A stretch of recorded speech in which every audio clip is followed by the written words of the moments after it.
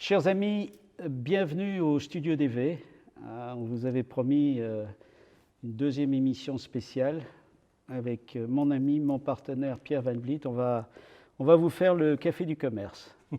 Le café des sports. Le café des sports, qui peut être le café du commerce. Pierre, ravi de te voir de retour parmi nous. J'adore les fêtes, que ce soit Pâques, que ce soit le 1er mai, que ce soit Noël, Nouvel An, parce que tu reviens en Belgique. Voilà. Et donc, je ne voulais pas rater ce grand moment. Comme tu le sais, on est fermé, puisque tu devais être là le 7 et on a annulé, pour les raisons que tout le monde connaît, je ne vais pas revenir dessus. Comment vas-tu d'abord, Pierre? Bien, bien. Quelle tristesse d'abord d'être fermé, parce que quand je vois les efforts que tu as déployés, la décoration de Noël, etc. Ah, le Père Noël a été parfait au niveau des traîneaux. C'est vraiment dommage de ne pas pouvoir profiter de cet endroit de rêve en cette période. Donc j'espère que ça va très vite pouvoir se calmer. On se dit ça depuis 2 ans. Hein. C'est un peu vrai. Tu te souviens ce que tu m'avais dit, hein? Le jour où on sera tous vaccinés, ça va aller mieux. Hein? Tu te souviens? Oui, mais bon. Vaste débat.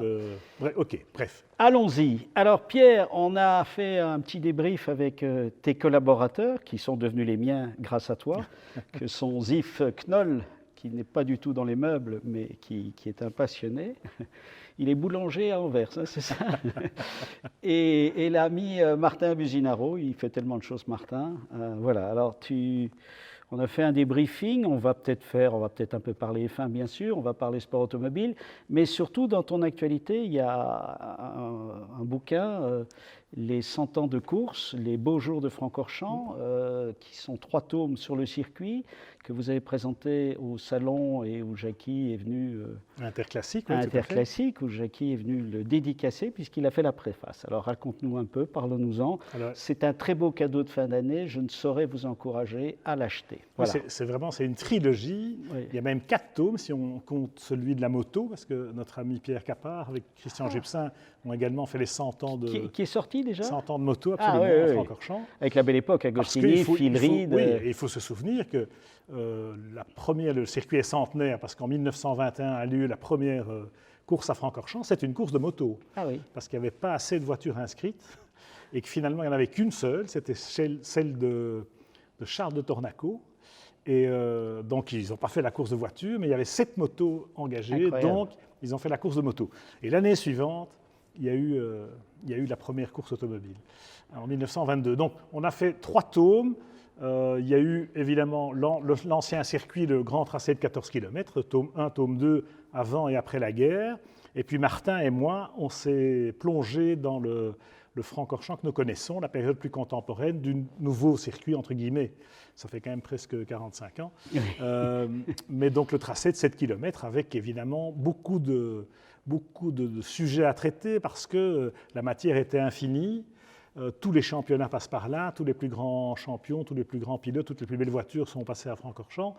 Et ce qu'on voulait surtout, c'était mettre le circuit en valeur. Parce que la vedette de ce bouquin, de cette série de livres, c'est le circuit lui-même, parce qu'il est tellement beau, le plus beau du monde. Mais quand on voit dans ce grand format des images, parce qu'on a quand même eu accès à les des photos banques sont exceptionnelles. De photos, voilà. Je ne sais pas où vous les avez trouvées. On a eu les meilleurs photographes et on a vraiment cherché beaucoup. Ça a pris énormément de temps. L'iconographie, c'est ce qui a pris le plus de temps, parce qu'il y a relativement peu de texte par rapport à la qualité des images, mais c'est vraiment par l'image qu'on voit la splendeur du circuit et de la nature qui l'entoure. Oui, alors moi, tu as eu la gentillesse de m'en déposer un fraîchement imprimé. Je me suis plongé dedans. C'est loin d'être fini parce que c'est un bouquin, chaque fois que tu le reprends, tu découvres des choses. Oui, tu rentres dedans, tu sors dedans, c'est un plaisir. C'est plus ou moins chronologique, mais il y a aussi beaucoup de petites anecdotes, beaucoup de, oui, j'ai beaucoup aimé. de sujets transversaux. Comme il y a notamment dans la transformation du circuit, les travaux du nouveau circuit, il y a des photos que j'avais jamais vues nulle part, de Jackie avec ses bottes, Jackie qui a eu la gentillesse, l'amitié de faire ta préface. C'est vrai qu'il y a des documents exceptionnels. C'est vrai que le chantier de la transformation du circuit, quand il a été raccourci de 14 à 7 km, il a quand même fallu créer toute cette route de raccordement entre les Combes et la remontée de Blanchimont. Et évidemment, ça s'est fait à travers tout, dans un terrain tout à fait on a oublié, accidenté. Mais quand tu vois les photos, tu te dis, ça a dû être un chantier. Oui, extraordinaire. Et Jackie rend hommage d'ailleurs à l'architecte qui avait présidé au aux travaux à l'époque. Jackie était conseiller technique et Oui. si on a ce tracé qui a conservé justement le caractère naturel, sélectif, grande courbe rapide, cette descente vertigineuse, le nouveau Francorchamps est resté le grand Francorchamps. C'est-à-dire que le côté justement exigeant du circuit et la beauté du passage dans ces courbes. On ne va plus à Masta, on ne va plus à Stavelot, mais quand on voit le double gauche, quand on voit en fait, le raccordement... il ne manque qu'une chose, on en a déjà parlé souvent, ça a failli se faire, ça se fera peut-être un jour, c'est un vrai virage qui s'appelle Jackie X. Oui, en fait, il y en a un, mais officieusement, etc. Et puis, bon, je pense que Jackie est... Non, il n'est pas demandeur. Oui, et puis surtout, Jackie, j'ai envie de dire, il est au-dessus de ça. Oui, ben donc, C'est un peu lui l'âme du circuit, puisque c'est lui, il a couru sur l'ancien tracé naturellement, c'est lui qui a guidé un peu ce nouveau tracé, cette nouvelle portion, et qui est incontournable parce qu'il est là tout le temps, partout, oui. Et il est encore là aujourd'hui parce qu'il joue le jeu, parce que c'est le plus bel ambassadeur qu'on puisse avoir pour notre plus beau circuit du monde, et on ne se rend pas compte de l'impact que ça a dans le monde entier. Évidemment. Spa-Francorchamps, tout le monde connaît. Bien, alors ça c'est fait.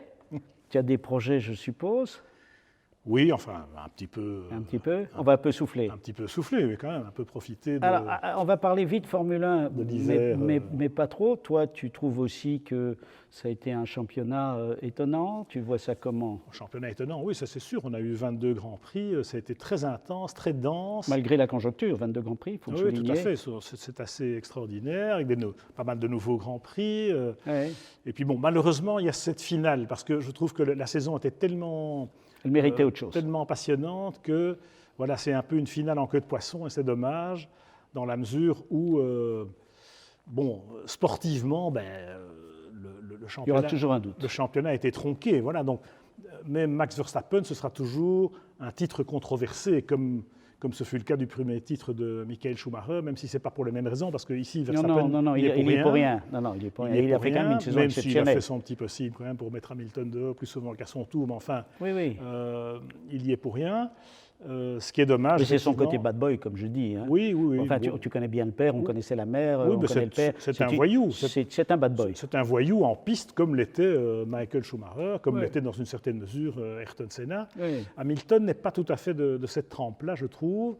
Et voilà, moi j'ai trouvé qu'Hamilton a été volé de ce titre parce que sportivement, jusqu'à ce drapeau jaune, il avait dominé, ce dernier Grand Prix. Donc pour moi, le champion du monde moral, c'est Hamilton. Mais on est d'accord pour dire qu'il a été volé, mais que ce n'est pas fait de manière réfléchie et volontaire. Non, bien sûr. C'est un concours de circonstances. C'est un concours de circonstances qui fait que. Oui. Mais ça n'arrange pas évidemment ni Mercedes ni Hamilton. Heureusement, j'espère en tout cas que ça va faire jurisprudence et que des circonstances comme ça ne soient plus possibles. Parce que jouer un championnat comme ça sur un coup de dé... Oui, c'est la pièce au Dakar de Todt.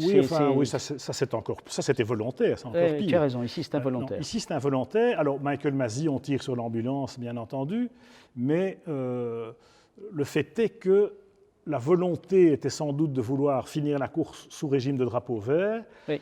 Mais en ce faisant, étant donné les circonstances, les montages pneumatiques des deux candidats au titre, ce faisant, il donnait le titre à un des deux pilotes. Oui. Et qui n'était pas le pilote qui avait mené et qui avait dominé le Grand Prix depuis le départ. Donc ça ne va pas. Non, on est bien d'accord. Donc ça ne va pas. Et voilà, pour moi, ça c'est malheureusement le point noir de cette saison.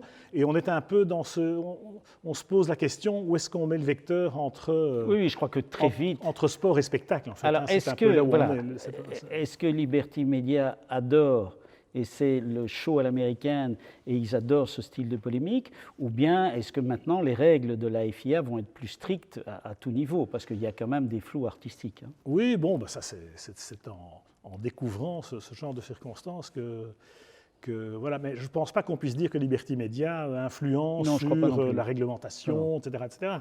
Il y a des gens très compétents qui sont là aussi, hein, que ce soit Ross Brawn, Dominique Ali, etc. Ross Brawn, il est sur le départ pour aussi. Liberty. Oui, mais enfin, bon, c'est quand même lui qui a fait le job, en tout cas pour ce nouveau règlement. Alors Michael Masi, c'est vrai que ça fait que 2 ans qu'il est là et que il succède à Charlie Whiting, mais Charlie Whiting n'aurait pas fait mieux que Michael Masi. Hein. Les circonstances étaient ce qu'elles étaient. Je me demande ce que Charlie aurait fait. Oui. Moi, je pense qu'il aurait sans doute donné l'arrivée sous drapeau jaune. Oui, parce que le règlement imposait que les voitures se dédoublent. Il n'y a pas d'alternative à ça dans le règlement. Et une fois qu'elles sont dédoublées, encore faut-il un tour complet avant de faire rentrer la safety car. Ça, c'est noir sur blanc dans le règlement. Et là, on a un peu tordu le règlement. Dommage. Ouais, dommage. OK. Alors, F1, bon, l'année prochaine, on verra. Nouvelle réglementation, nouvelle génération. On rebat les cartes, hein, le règlement technique. Les voitures auront un look très différent, vous allez voir. Et je pense qu'on pourrait avoir des surprises. Grosses surprises. Alors, des grosses surprises, je ne sais pas. Mais bon, c'est sûr que les top teams restent les top teams. Ce qui est intéressant, c'est aussi l'impact et l'effet que va avoir ce budget plafonné sur les performances. Parce que l'époque où Ferrari, Mercedes, Red Bull dépensaient 300, 400, 500 millions par an, c'est fini. Et donc maintenant, quelque part, la barre, elle est au niveau de ce que dépense McLaren ou... Oui, mais enfin, est-ce que l'engineering n'est pas fiscal maintenant? Comment faire pour dépenser autant sans que ça se voit? Les pilotes payés par les sponsors... Oui, non, mais c'est relativement bien... C'est bien ficelé? Relativement bien ficelé, et ça va être polissé. Et puis, bon, il y a aussi une question de bonne volonté, même s'il ne faut pas être naïf, évidemment. Mais en F1, aujourd'hui, on ne peut rien cacher. Et puis, il y a tellement de trafic, il y a tellement de rotation du personnel entre les équipes qu'on ne peut pas avoir des secrets, y compris sur le plan et puis il y a les smartphones, il y a les réseaux sociaux. Bien sûr. Bon. Donc, ça va être intéressant, parce que normalement, on devrait avoir un resserrement de l'échelle de performance. Et déjà, cette année, on a eu un bel éventail. On a eu une McLaren qui gagne une course, une Alpine qui gagne une course, etc. C'était imprévu, quand même. Une Gasly? C'était l'année d'avant. C'était l'année d'avant. Mais ça fait quand même beaucoup. Ça fait quand même beaucoup de protagonistes après des années de domination un peu. Est-ce que des gens comme Williams, par exemple, peuvent, quand on voit la concentration d'anciens de chez Volkswagen qui arrivent, est-ce qu'ils peuvent être un jour l'antenne de VAG d'une manière ou d'une autre? Sans doute, il n'y a pas de fumée sans feu. C'est probable qu'il y a en tout cas un coup. Voilà, il y a comment dirais-je, des sous-marins de Volkswagen qui sont chez Williams. Est-ce que ce sera pour aller chez Williams ou ailleurs? Ça reste à voir. Ça va être intéressant. Mais Williams, au même titre que McLaren, par exemple, parce que c'est la même culture d'entreprise, le même type d'organisation, McLaren est parvenu justement à se réadapter à cette nouvelle donne, que ce soit commercialement, sportivement, techniquement. Et je pense que Williams en est capable aussi, mais il faudra un peu de temps, évidemment, et des moyens. Bon, dis-moi, IndyCar, puisque tu commentes sur Vous Sport avec Ziv, justement, parle-moi un peu de l'IndyCar, qui, je ne sais pas comment c'est suivi. Moi, j'avoue que je suis très peu l'IndyCar. Comment ça se passe? Ce qui est assez marrant, c'est que la Formule 1, qui n'a jamais vraiment fait recette aux États-Unis, commence. Voilà, là, elle commence avec Liberty Media, avec Netflix, etc. Bon. Et donc là, il y a une vraie... Prochain step, un pilote américain. Oui, enfin, il y a un vrai engouement pour la F1 aux States. Et c'est nouveau, parce que dans toute la période Ecclestone, il a essayé, mais... il n'est pas parvenu. Il n'est pas parvenu. Et dans le même temps, l'IndyCar n'avait pas trop la cote. Elle a eu des hauts et des bas dans la période... récente, il y avait eu le schisme entre les deux championnats, etc. Et là, au même moment, on a la F1 donc, qui attire un nouveau public américain, et en IndyCar, l'IndyCar reprend du poil de la bête aussi, avec notamment des pilotes européens. On a eu l'effet Romain Grosjean cette année. Enfin, il y avait déjà des pilotes français, mais qui n'avaient pas l'effet d'un pilote F1. Non, et puis il y a un nivellement par le haut des écuries, et en termes de pilotage, il y a un plateau qui s'enrichit. Et c'est très coloré, c'est beaucoup plus basique que la F1 parce que c'est quasiment un championnat, une formule monotype. C'est une grosse Formule 2, même s'il y a 2 constructeurs de moteurs, etc. Mais c'est donc très serré et c'est du spectacle à l'américaine parce que ça se court sur des circuits à l'ancienne, parce que les Américains ne savent pas faire autrement. Enfin, le seul, c'est Austin, Texas. Et encore, l'IndyCar sur le quota, ce n'est pas extraordinaire. Par contre, ils ont des anciens circuits comme Elkhart Lake, Mid-Ohio, ou leur piste en ville. Donc voilà, c'est très différent de la F1, mais ça a du charme et les audiences repartent à la hausse aussi. La NASCAR s'est un peu tassée, donc maintenant Indy. Et puis depuis que Roger Penske a repris le business, a racheté Indianapolis, on voit tout de suite qu'il y a une vision. Au niveau du professionnalisme. Oui, qu'il y a une vision et qu'il y a du marketing derrière, donc, y compris en droits de télé, en réseaux sociaux, etc. Donc l'IndyCar s'adapte aussi au XXIe siècle. Grosjean, belle incorporation et belle rapide. Reconversion, Belle sûr, reconversion. Absolument. Oui. Et là, chez Andretti, il va pouvoir jouer la course en tête et le championnat, peut-être, y compris sur les ovales, donc ça va être intéressant. Tu crois que sur les ovales, il peut tenir la distance? Bien sûr. Sa première course qu'il a fait en ovale à Gateway, il était déjà... Oui. Alors, il va aller dans le mur, bien sûr. Ça, c'est obligé. C'est prévu au programme. C'est un passage obligé. Mais ça fait partie du métier. C'est le baptême. Voilà. On a des chances de voir Stoffel. Il a fait des essais récemment avec une McLaren.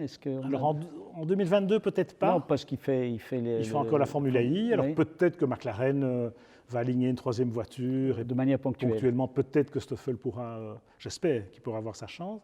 Mais pour 2023, ce n'est pas exclu dans la mesure où McLaren a la volonté de mettre une troisième voiture.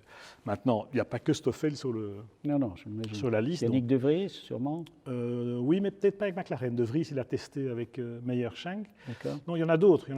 Mais bon, Stoffel, il a aussi une belle carte à jouer en endurance, parce que l'endurance, là, va aussi reprendre non seulement du poil de la bête, mais le nombre de constructeurs qui s'engagent avec le Mans, le centenaire du Mans en 2023.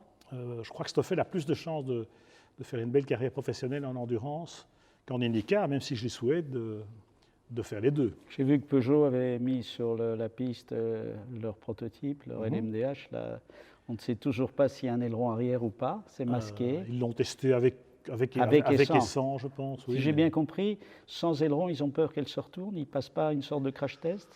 Oui, enfin, c'est plus compliqué que ça. C'est plus en vitesse de pointe.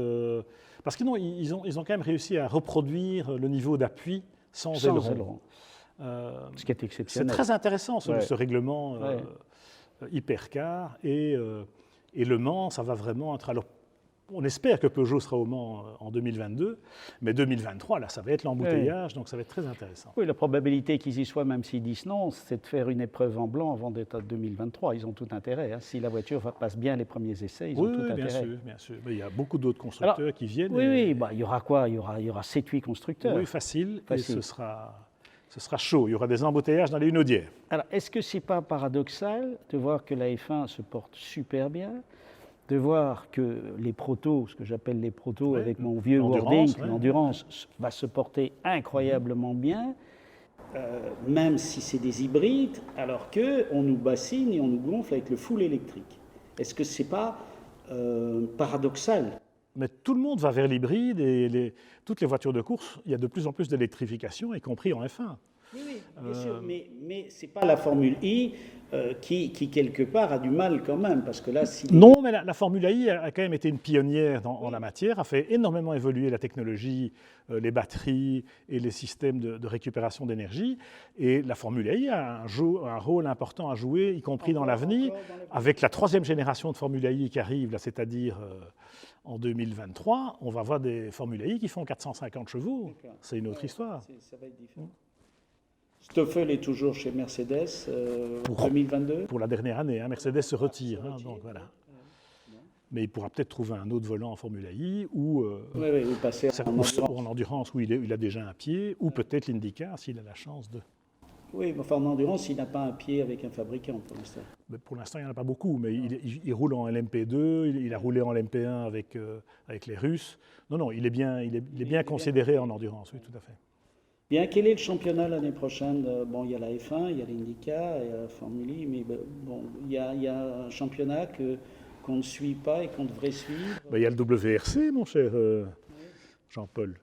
Parce qu'il y a notre Thierry Neuville quand même. Tu parles de Stoffel, mais en Belgique, pour l'instant, c'est quand même Thierry Neuville qui est le fer de lance.